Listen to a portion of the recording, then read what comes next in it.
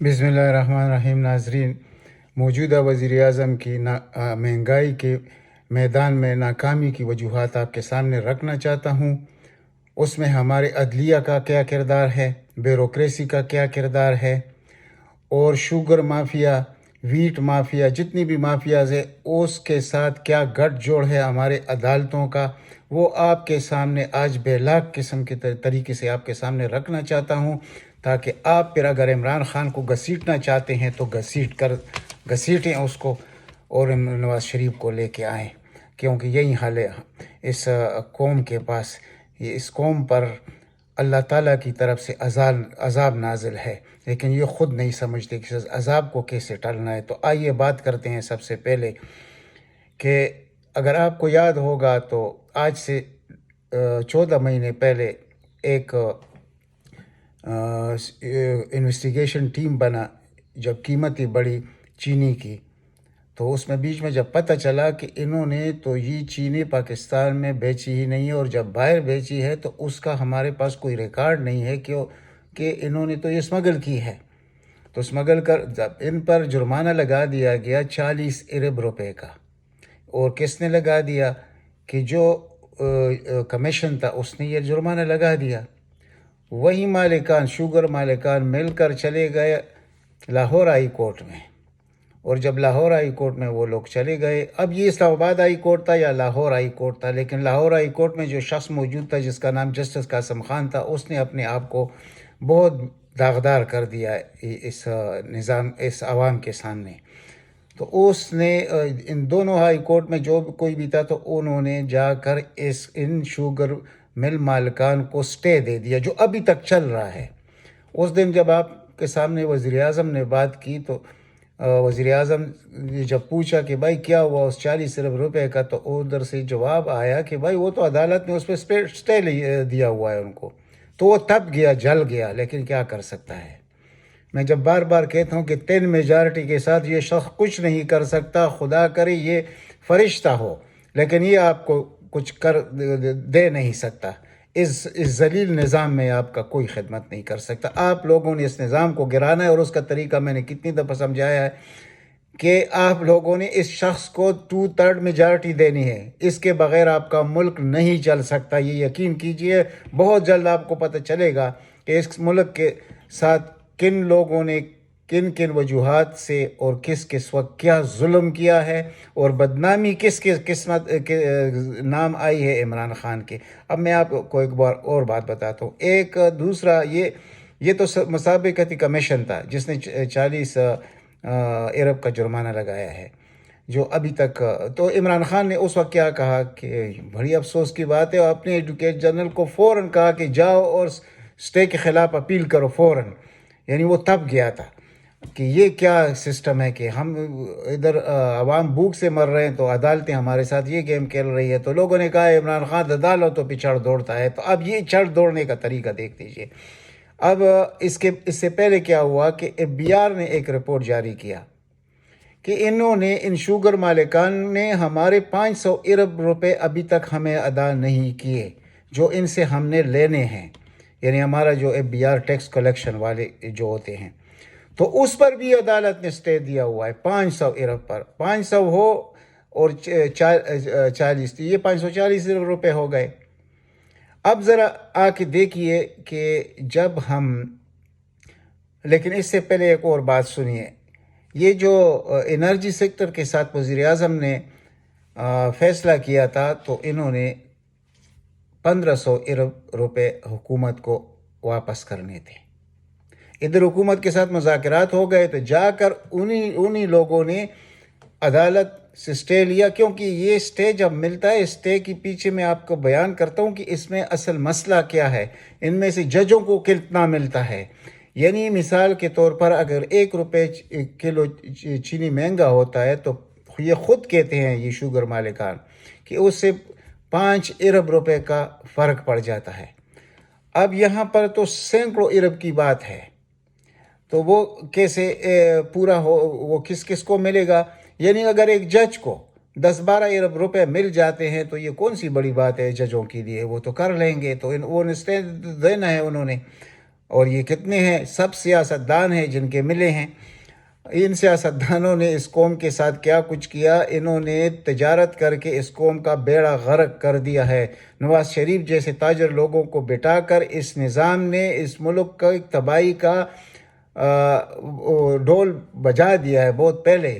لیکن یہ جو شخص ہے یا آؤٹ سائڈر جو کہیں سے آیا ہے اور اس کو پتہ بھی نہیں ہے کہ اس نظام میں کیا ہے، اور وہ ایک صاف نیت سے کام کر رہا ہے، لیکن اس کو کامیاب کون ہونے دے گا؟ ان کے مزے جب عمران خان کامیاب ہوگا تو یہ جن کو اربوں روپے ملتے ہیں اس جوڈیشری والوں کو، بیوروکریسی کو، تو یہ کہاں ملیں گے پھر عمران خان کی کامیابی میں؟ تو پھر یہ نہیں مل سکتے۔ تو اس لیے میں اس کو آؤٹ سائڈر کہتا ہوں کہ وہ اس نظام کا شخص نہیں ہے، وہ ایک اور قسم کا بندہ ہے اللہ کا۔ تو اب امتحان ہے ہمارے عوام کا۔ عمران خان کا کوئی امتحان نہیں ہے، عمران خان اقتدار میں رہے نہ رہے تو اس کو کوئی فرق نہیں پڑتا، فرق پڑے گا ہم کو، ہمارے عوام کو۔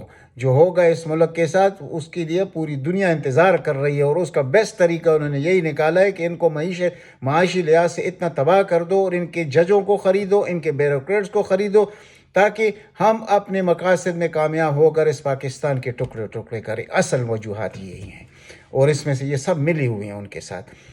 اب آپ وہ انرجی سیکٹر کی جب میں بات کر رہا تھا 15 ارب روپے کی، اب اس 15 ارب کو آپ شامل کریں، یہ جو 40 ارب ہے اور 500، یہ 2040 ارب روپے ہے۔ اب ذرا آئیے اور دیکھتے ہیں کہ یہ 2040 روپے یہ ہمارے حکومت کے، ہمارے عوام کے اور ہماری حکومت کے انہوں نے کھا لیے ہیں۔ UNDP کا ایک بیان آیا ہے سامنے کہ انرجی سیکٹر نے پچھلے 6 سالوں میں حکومت کو، پاکستان کو 45 ارب ڈالر کا نقصان دیا ہے۔ یعنی اس میں بجلی سیکٹر، اس میں گیس سیکٹر، یہ سب شامل ہے، پیٹرولیم مصنوعات کے، یہ سارے ملا کر اس کو کہتے ہیں انرجی سیکٹر۔ انہوں نے پاکستان کو 45 ارب، اس کا تو ابھی میرے پاس وہ کیلکولیٹر نہیں ہے کہ میں حساب کروں کتنے ہزار ارب روپے پاکستان کے انہوں نے، یعنی ایک مخصوص اندازے کے مطابق یہ کل بنتے ہیں تقریباً 55 یعنی 18,000 ارب روپے بنتے ہیں۔ یہ ٹوٹل انہوں نے 6 سال میں کھا لیا ہے۔ اور ہم پوچھتے ہیں عمران خان سے کہ مہنگائی ختم کیوں نہیں ہو رہی؟ مہنگائی خدا کرے یہ نواز شریف دوبارہ آپ پر مسلط ہو، ہم پر مسلط ہو، تو یہ اس وقت کی مہنگائی کو بھول جائیں گے، سب لوگ پاگل ہو جائیں گے، کیونکہ طریقہ کار کچھ اور ہے۔ میں آگے جا کے آپ کو سمجھاتا ہوں کہ نواز فیملی کرتی کیا ہے اس قوم کے ساتھ۔ وہ اس قوم کی نفسیات کو سمجھتی ہیں۔ وہ میڈیا کے بڑے بڑے اینکروں کو دوست بنا کر ان کو مفت ہوائی سفر کرا دیتی ہے، حجوں پہ بیچتی ہے، اربوں روپے دیتی ہے، ملک ریاض کے جیسے لوگوں کے ساتھ مل کر۔ یہ دندہ سب کا مشترکہ ہے، لیکن ہے بہت گندہ ملک کے لیے۔ تو اب اس طرف جب میں آؤں گا تو وہ آپ کو میں سمجھاؤں گا کہ یہ خاندان مسلط کیوں ہے 80 سے لے کر اب تک، یعنی 38 سال یہ اس قوم پر کیسے مسلط رہے۔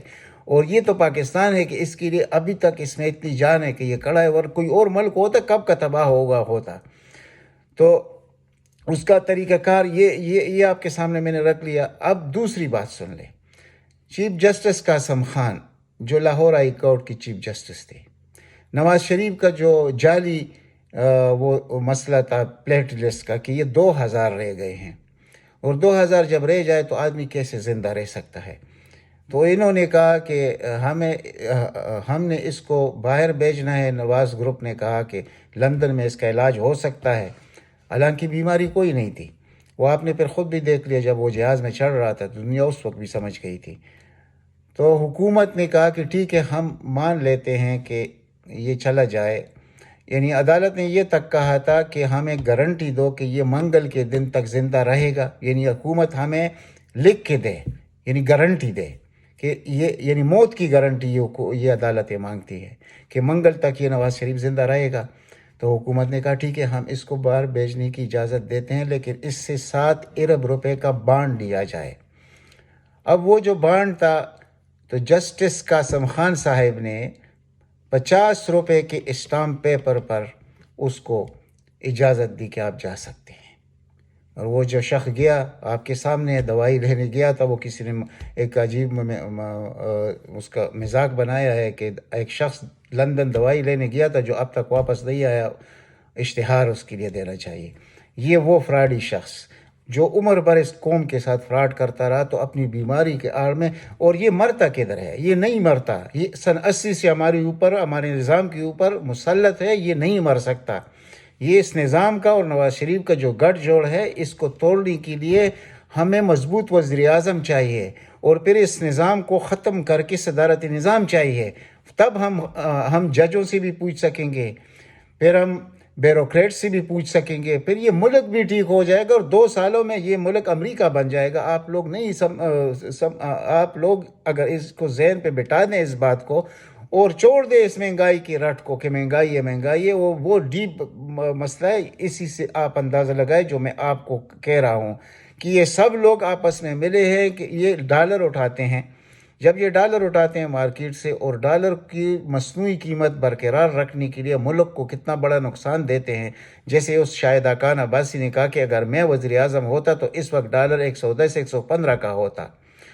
تو اس بے شرم آدمی سے تو یہ پوچھا جائے کہ جب آپ لوگوں کو حکومت ملی تھی، آخری حکومت آپ کی، تو اس وقت ڈالر کی قیمت آپ کی حکومت میں 125 تو پہلے سے تھا، تو آپ یہ کیسے کہہ سکتے ہیں؟ اور جب آپ کو انہیرٹ ہوا پیپل پارٹی سے، تو اس وقت ڈالر کی قیمت تھی 92، یعنی 92 روپے قیمت تھی۔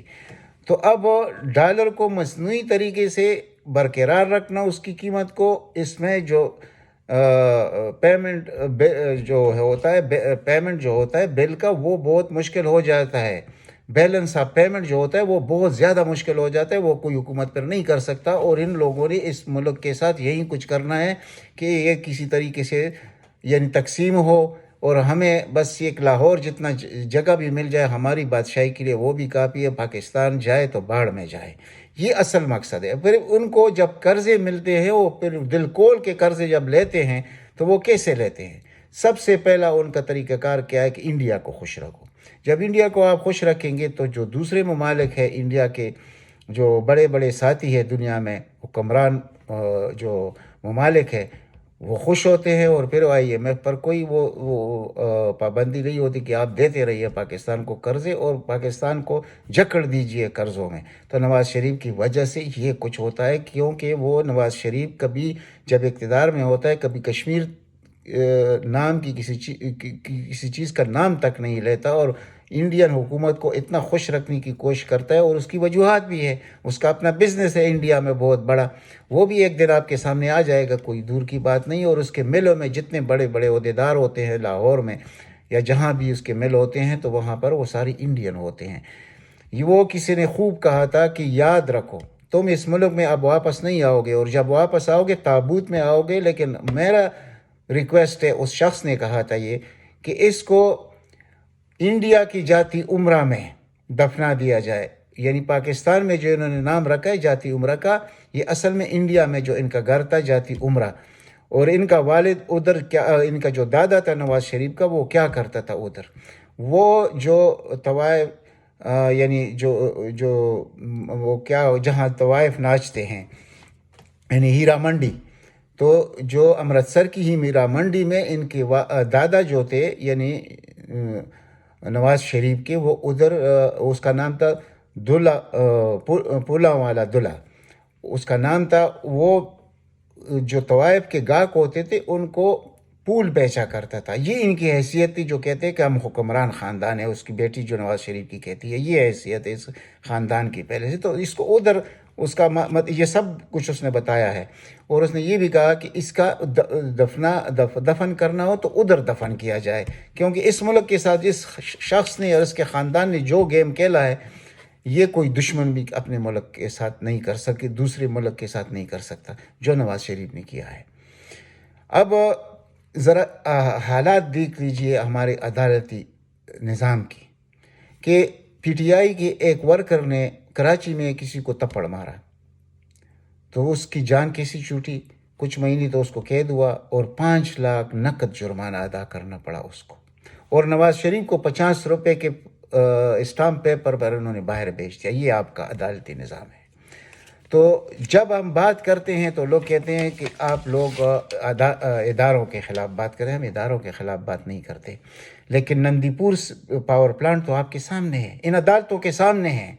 جتنا بڑا نقصان اس خاندان نے ملک کو اس میں پہنچایا ہے، جو صرف 18 ارب روپے کا تھا، اس کو کتنے میں مکمل کیا؟ 150 ارب روپے میں. اور وہاں سے بجلی بھی پروڈیوس نہیں ہو رہی. مزے کی بات یہ ہے، یہ کہہ رہے تھے کہ اس سے 110 میگا واٹ بجلی ملے گی، تو اس سے 10 بھی نہیں مل رہی. لیکن عدالت خاموش ہے، اور حکومت جو کچھ کرنا چاہے کرتے رہے، وہ عدالت نہیں سنے گی. عدالتی نظام ان لوگوں نے خرید لیا ہے. اب اس کے ساتھ ساتھ انہوں نے ایک اور کام کیا ہے. یہ جو بار کونسلز ہے اور بار ایسوسییشن ہے، ان کو بھی خریدا ہوا ہے. جب بھی آپ کو بار کونسل کا کوئی صدر نظر آئے گا تو وہ نواز شریف کا ہوگا، یا آسما جہانگیر گروپ کا وہ نواز شریف کا گروپ ہے. اسی طرح بار ایسوسییشن بھی ان کے ہیں. جو جب ججز انڈکٹ ہوتے ہیں ہائی کورٹ میں تو وہ بھی ان کے ہوتے ہیں. تو آپ خود اندازہ کیجئے کہ عمران خان برائے نام ایک وزیر اعظم، آپ اس کے پیچھے پڑے ہیں کہ اس نے اس ملک کو ٹھیک نہیں کیا اور اس نے وہ نیا پاکستان ہمیں نہیں دیا. اس نظام کے ہوتے ہوئے ایک عمران خان کیا 100 عمران خان بھی آپ کو وہ پاکستان نہیں دے سکتے. لیکن یاد رکھیے، اس شخص کو ضائع کرنے کے قریب ہم پہنچ چکے ہیں. جب اس کو ہم ضائع کریں گے تو آپ کے پاس یا ہمارے پاس کون سا الٹرنیٹ ہے عمران خان کا؟ اٹھیے الیکشن میں اور دل کھول کر 2/3 میجارٹی اس شخص کو دیجیے. اگر اس نے ڈیلیور نہیں کیا تو پھر اس کا گریبان بھی آپ پکڑ سکتے ہیں، اس کو گھسیٹ بھی سکتے ہیں. جو کچھ بھی آپ کرنا چاہے کرے، لیکن یاد رکھیں کہ اس شخص کو اگر آپ لوگوں نے اختیار دیا تو یقین مانیے کہ آپ کا ملک صرف 6 مہینے میں بدل جائے گا.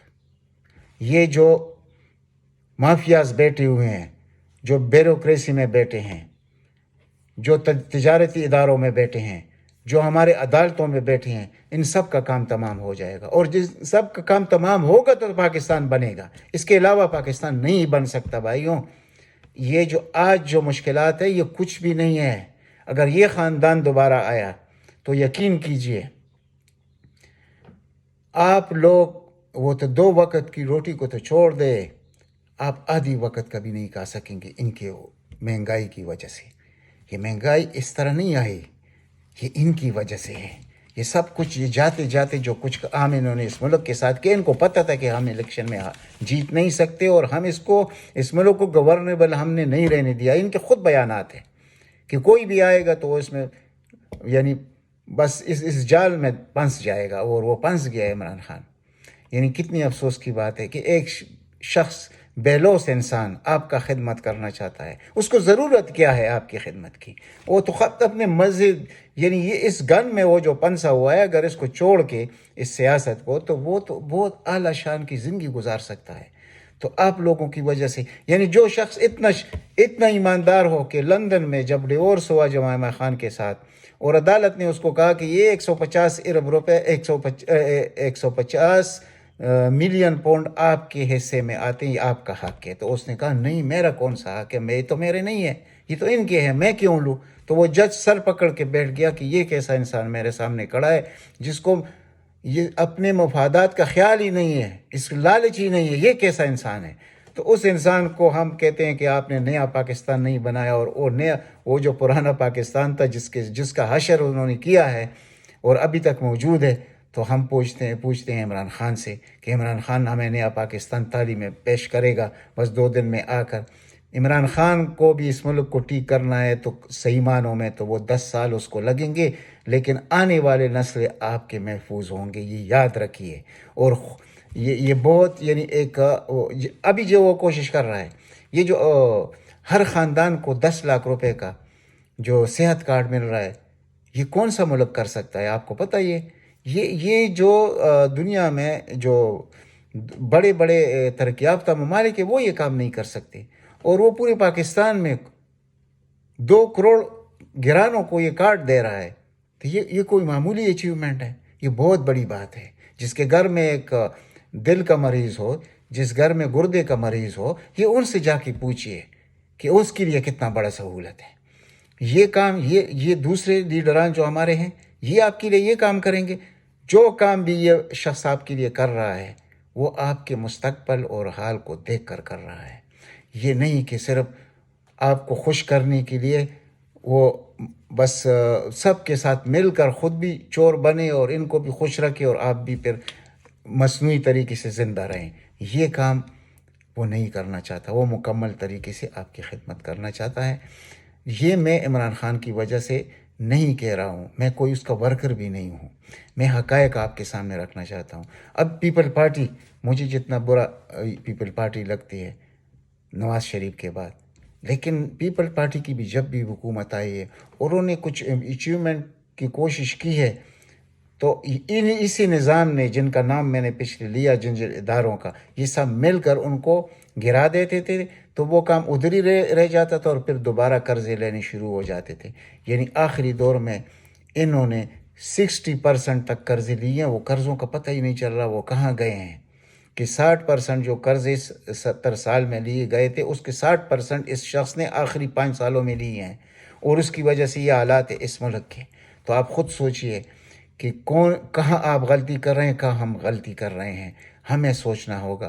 ہمیں ایک مضبوط عمران خان بنانا پڑے گا جب اس کے ہاتھ میں اختیار ہو. اس وقت اس کے ہاتھ میں کون سا اختیار ہے؟ اور خصوصاً جو 18واں ترمیم پاس ہوا ہے تو عمران خان وزیر اعظم پاکستان اس وقت کیا کر سکتا ہے سندھ حکومت کے ساتھ؟ جو سندھ میں ہو رہا ہے اس وقت، جو ظلم سندھ میں جاری ہے، جو کراچی کے ساتھ ہو رہا ہے، لوگ تو ان کو بھی پتہ ہے.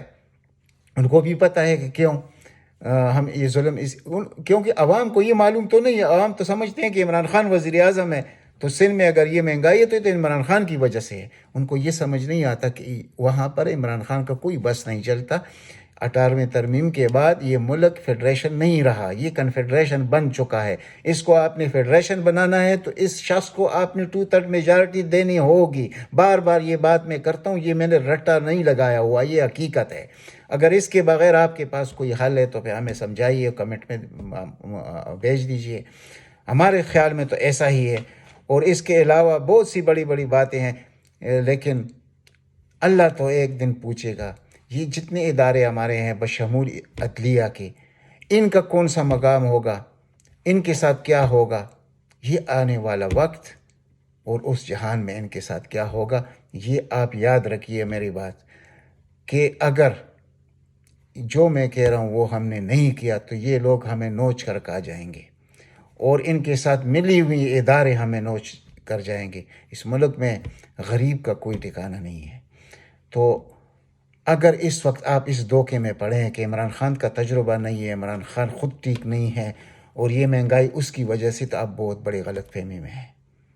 اس کے ہاتھ انہوں نے بندھی ہوئے ہیں، وہ کچھ نہیں کر سکتا. وہ کوشش کر رہا ہے، کوشش کے علاوہ وہ کچھ نہیں کر سکتا.